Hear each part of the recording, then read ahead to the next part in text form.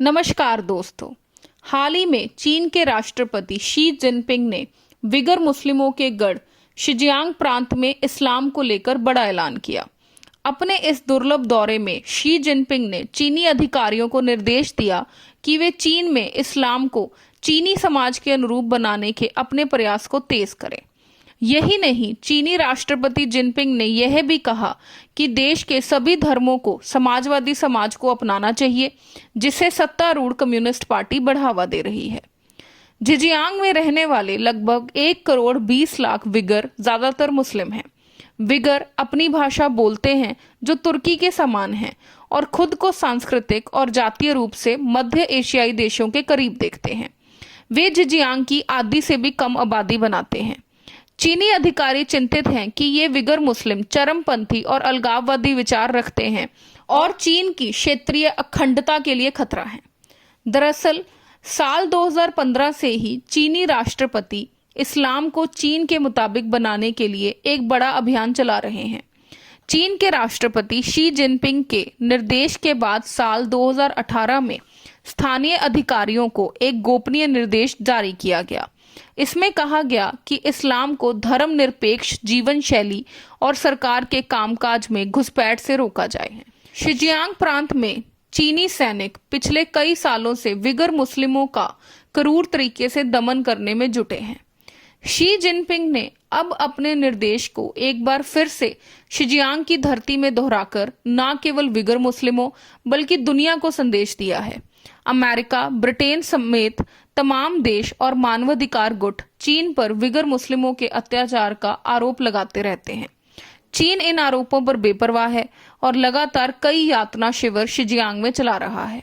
Xi Jinping की कोशिश है कि मुस्लिम कम्युनिस्ट पार्टी की नीतियों के मुताबिक ही चले। वह चाहते हैं कि चीनी मुस्लिम अपनी मातृभूमि, चीनी देश, चीनी संस्कृति, कम्युनिस्ट पार्टी और चीन के समाजवाद को ही माने। चीन ने 1 करोड़ विगर मुस्लिमों के खिलाफ एक व्यवस्थित सरकारी अभियान चला रखा है, जिसका मकसद उन्हें जेल में रखना और नजरबंद करना है।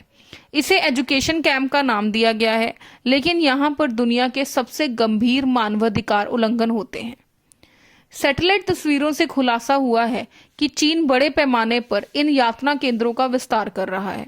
कई मीडिया रिपोर्ट्स में यह भी खुलासा हुआ है कि न केवल शिजियांग में बल्कि पूरे चीन में बसे मुसलमानों के मानवाधिकारों का गंभीर उल्लंघन किया जा रहा है। इन मुस्लिमों को सुअर का मांस खाने, शराब पीने और दाढ़ी साफ करने को मजबूर किया जाता है। लड़कियों को बुर्का पहनने पर भी मनाही है। जिन मुस्लिमों का विदेशी मुस्लिम गुरुओं के साथ संपर्क है, उन्हें जेल में डाल दिया जाता है। इसके अलावा उनका पासपोर्ट जब्त कर लिया जाता है ताकि वे हज जैसी जरूरी यात्रा पर भी ना जा सकें। चीन ने मुस्लिमों पर नजर रखने के लिए अत्याधुनिक सर्विलेंस तकनीक का इस्तेमाल करना शुरू कर दिया गया है।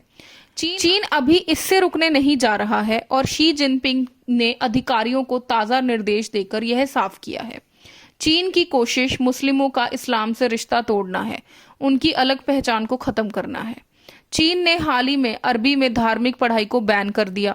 यही नहीं, अरबी संकेतों को भी रेस्टोरेंट और दुकानों से हटा दिया गया है। इस्लामिक किताबों की दुकान को बंद कर दिया गया है। उनके मालिकों को अक्सर हिरासत में ले लिया जाता है। चीन की कोशिश है कि किसी तरह से चीन के बहुसंख्यक हान लोगों की संस्कृति के साथ ही अल्पसंख्यक मुस्लिमों की संस्कृति को भी मिला दिया जाए। चीन सरकार के इस कदम का उद्देश्य इस्लामिक मान्यताओं को चीन के रोजमर्रा के जीवन से कम कर दिया जाए। चीन के इस क्रूर दमन का मुस्लिम कड़ा विरोध कर रहे हैं, वही विदेशों के मुस्लिम देशों ने चुप्पी साध रखी है। हैरान कर देने वाली बात है कि जहां पर भारत में एक महिला के मुस्लिम कल्चर के ऊपर टिप्पणी करने पर मुस्लिम देशों ने भारत के खिलाफ मोर्चा खड़ा कर दिया, पर यहाँ पर तो सरेआम मुस्लिम्स के अगेंस्ट इतने अत्याचार हो रहे हैं। ऐसे में मुस्लिम देशों का चुप रहना ये उनका दोगलापन दर्शाता है।